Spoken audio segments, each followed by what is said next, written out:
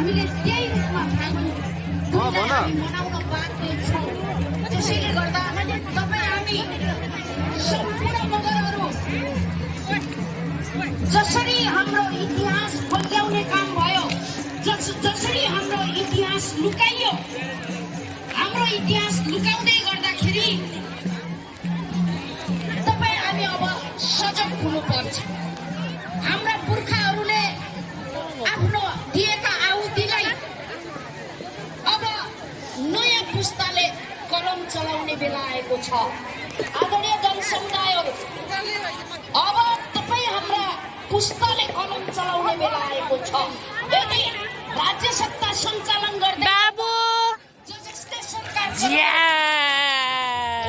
इतिहासलाई बङ्ग्याइन्छ, झुटो फेरैस गरिन्छ, झुटो इतिहासहरू लेखिन्छ भने अब आफ्नो बाटो आफै रोजौ भने जस्तै आफ्नो इतिहास आफै लेखौँ।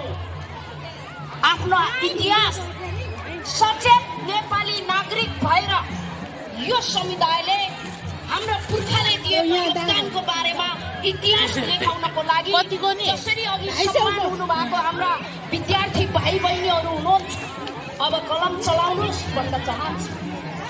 यदि तपाईँहरूले इतिहास लेख्नको लागि कलम चलाउनु भयो भने मात्रै अब हाम्रो जागरण आउने छ, अब हाम्रो सही इतिहास लेखिने छ। हिजो बङ्ग्याइएको इतिहासहरू अबको दिनमा, अब भोलिको दिनदेखि त्यस्ता झुटा इतिहासहरू नलेखिनको लागि तपाईँ हामीले कलम चलाउनको लागि जरुरी छ भन्न चाहन्छु। जसरी हिजोको दिनमा हामीले विद्यालय स्तरमा पढ्दै गर्दा भूगोलको सब्जेक्टमा तपाईँ हामीले पढ्दै गर्दाखेरि मगरहरू भनेको भारी बोकेर खाने जात हुन् भनेर पढ्न बाध्य भयो।